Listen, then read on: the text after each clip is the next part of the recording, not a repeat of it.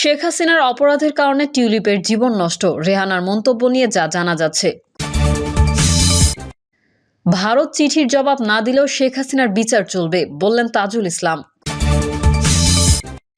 মন্ত্রী এমপিরা স্বভাবিচোর, বললেন চরমোনাই পীর। ৩৫০-এর অধিক গণমাধ্যম কর্মী চাকরি হারানোয় জিএম কাদেরের উদ্বেগ। এবং সর্বশেষ জানাবো সারা দেশে শাটডাউন কর্মসূচির হুমকি চিকিৎসকদের। এতক্ষণ শুনছিলেন সংবাদ শিরোনাম, এবারে বিস্তারিত। তবে তার আগে অনুরোধ থাকবে আমাদের চ্যানেলটি সাবস্ক্রাইব করে বেল আইকনটি ক্লিক করুন।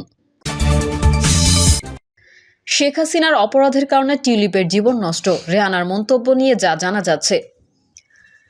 সাবেক প্রধানমন্ত্রী শেখ হাসিনার বোন শেখ রেহানার কন্যা টিউলিপ সিদ্দিক দুর্নীতি ও অনিয়মের সমালোচনার মুখে সিটি মিনিস্টার পদ থেকে ইস্তফা দিয়েছেন।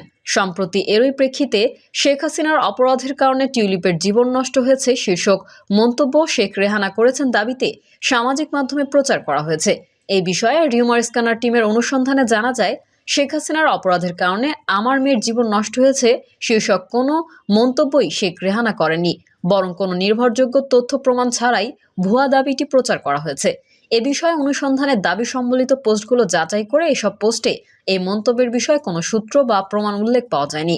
পরবর্তীতে শেখ রেহানা এমন কোনো মন্তব্য করেছেন কিনা তা জানতে প্রাসঙ্গিক কিওয়ার্ড সার্চ করে গণমাধ্যম বা নির্ভরযোগ্য সূত্র কোনো তথ্য খুঁজে পাওয়া যায়নি। শেখ রেহানা 5ই আগস্টের পর প্রকাশ্যে আসেননি। সাম্প্রতিক সময়ে তার কোনো বক্তব্য জনসম্মুখে আসেনি। এমনকি মেয়ে টিউলিপকে নিয়ে সাম্প্রতিক আলোচনা এবং মন্ত্রিত্ব পদ থেকে পদত্যাগ পরবর্তী সময়েও এই বিষয়ে তার কোনো মন্তব্য পাওয়া যায়নি। স্বাভাবিকভাবেই তিনি তার মেয়ে টিউলিপ এবং বোন শেখ হাসিনাকে নিয়ে কথিত মন্তব্য করলে তা গণমাধ্যমে প্রচার হতো। কিন্তু গণমাধ্যম এবং সমজাতীয় সূত্রগুলো যাচাই করে রেহানার এমন কোনো মন্তব্যের অস্তিত্ব মেলেনি। সুতরাং শেখ হাসিনার অপরাধের কারণে আমার মেয়ের জীবন নষ্ট হয়েছে শীর্ষক মন্তব্য শেখ রেহানা করেছেন দাবিতে সামাজিক মাধ্যমে প্রচারিত তথ্যটি মিথ্যা এবং বিভ্রান্তিকর।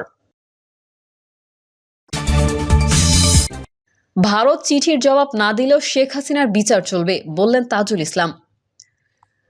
আন্তর্জাতিক অপরাধ ট্রাইব্যুনালের চিফ প্রসিকিউটর মোহাম্মদ তাজুল ইসলাম বলেছেন, গণহত্যা ও মানবতা বিরোধী মামলায় বহিঃসমর্পণ চুক্তি অনুযায়ী শেখ হাসিনাকে ফিরিয়ে দিতে ভারতকে আনুষ্ঠানিকভাবে অনুরোধ জানানো হয়েছে। দেশটি অনুরোধের জবাব না দিলেও আইন ও বিচার প্রক্রিয়া তার নিজস্ব গতিতে চলবে। শেখ হাসিনা সহ গণহত্যা ও মানবতা বিরোধী অপরাধের মামলায় পলাতক অন্যান্য আসামিদের গ্রেফতারের ব্যাপারে সাংবাদিকদের এক প্রশ্নের জবাবে তিনি বলেন, গ্রেফতারের প্রক্রিয়ার সঙ্গে পুরো আইন শৃঙ্খলা রক্ষাকারী বাহিনীর জড়িত। যেহেতু এখানে প্রসিকিউশন বা তদন্ত সংস্থার কোনো হাত নেই, সুতরাং তারা গ্রেফতার হওয়ার পর যখন ট্রাইব্যুনালে হাজির করা হবে তখন বাকিটা বলা সম্ভব হবে। এই ব্যাপারে কোনো ব্যাখ্যা থাকলে সেটা আইন শৃঙ্খলা রক্ষাকারী বাহিনী দিতে পারবেন। সুপিরিয়র কমান্ড রেসপন্সিবিলিটির সঙ্গে সংশ্লিষ্ট মামলার ব্যাপারে আন্তর্জাতিক অপরাধ ট্রাইব্যুনালের চিফ প্রসিকিউটর বলেন, আমরা দিনরাত কাজ করছি, অগ্রগতি অবশ্যই আছে এবং আমরা দ্রুততম সময়ে 2-1টি মামলার প্রতিবেদন পেয়ে যাব। আমাদের কাছে নানাভাবে তথ্য আসে, বহুমুখী স্বাক্ষর সমন্বয়ে একটি তদন্ত হয় এবং নিখুঁতভাবে সেই কাজটি করতে হলে যে সময় প্রয়োজন সেটি নেওয়া হচ্ছে ও প্রচেষ্টা অব্যাহত আছে। তিনি আরও বলেন, আন্তর্জাতিক অপরাধ ট্রাইব্যুনালে গণহত্যা ও মানবতা বিরোধী অপরাধের বিষয়গুলোর তদন্ত চলমান আছে এবং দ্রুত এই তথ্যগুলো উন্মোচিত হবে বলে আশা করছি। মন্ত্রী এমপিরা স্বভাবিচোর। মন্ত্রী এমপিরা স্বভাবিচোর, বললেন চরমোনাই পীর। চোর দুই প্রকার বলে মন্তব্য করেছেন ইসলামী আন্দোলন বাংলাদেশের আমির ও চরমোনাই পীর মুফতি সৈয়দ মোহাম্মদ রেজাউল করিম। তিনি বলেন, আমাদের দেশে যারা মন্ত্রী এমপি রয়েছেন এরা যে আমাদের জনগণের টাকা চুরি করে বিদেশে পাঠান, এরা হচ্ছে স্বভাবী চোর। অভাবী চোরের হাত কাটার নির্দেশ ইসলামে নেই, কিন্তু ইসলাম বলেছে স্বভাবী চোরদের হাত কেটে দাও। আজ বাংলাদেশে যদি একটি স্বভাবী চোরের হাত কেটে দেন, দেখবেন যুগ যুগ ধরে আর চুরির প্রবণতা থাকবে না। তিনি আরো বলেন, যে খেতে পারে না মরণাপন্ন নিরুপায় হয়ে চুরি করেছে তাকে অভাবী চোর বলে। আর স্বভাবী চোরের কোনো দিক থেকেই কোনো অসুবিধা নেই, কিন্তু তারপরেও চুরি করে। আমাদের দেশে একজন বড় ধনী ছিল, সে কিন্তু বিদেশে গিয়ে এক জায়গায় চুরি করেছিল। এটা কিন্তু আমাদের অনেকের জানা আছে।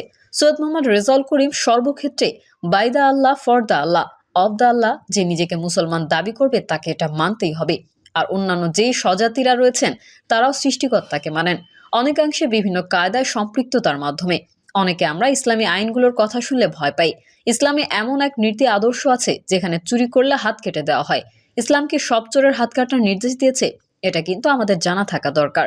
তিনি বলেন, আমরা পরিষ্কার বলছি, ফ্যাসিস্ট বিদায় নিয়েছে। 53 বছরের স্বাধীনতায় যারা আমাদের দেশটা পরিচালনা করেছিল, তামাম দুনিয়ার মধ্যে একবার দুইবার নয়, 5 বার চোরের দিক থেকে, দুর্নীতির দিক থেকে আমাদের ফার্স্ট বানিয়েছিল। এই চরিত্র আমাদের পরিবর্তন করতে হবে। 53 বছর আমরা শান্তি তালাশ করেছি, কিন্তু শান্তির লেশও আমরা দেখিনি। আমরা যেহেতু মুসলমান, আমরা আল্লাহর প্রতি ঈমান এনেছি, আমরা পরকালকে বিশ্বাস করি। অন্যান্য ধর্মাবলম্বীরা আল্লাহকে বিশ্বাস করে, সেই হিসেবে সৃষ্টি যার, আইন হবে তার। আমি আইনজীবীদের বলবো, আপনারা যে লড়াই করবেন সেটা যেন ন্যায়ের পক্ষে থাকে। 350-এর অধিক গণমাধ্যম কর্মী চাকরি হারানোয় জিএম কাদেরের উদ্বেগ।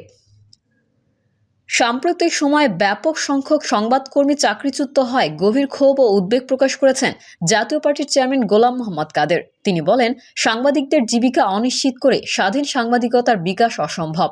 রোববার এক বিবৃতিতে গণমাধ্যম কর্মীদের চাকরিতে পুনর্বহাল করার দাবি জানিয়ে এসব কথা বলেন তিনি।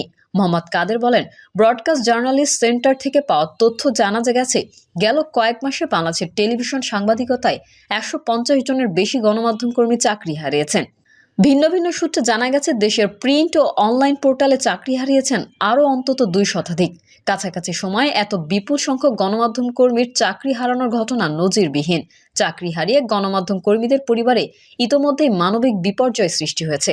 একই সময়ে ব্যাপক সংখ্যক সাংবাদিকতাকে চাকরিচ্যুতের ন্যাক্কারজনক ইতিহাস সৃষ্টি করা হয়েছে।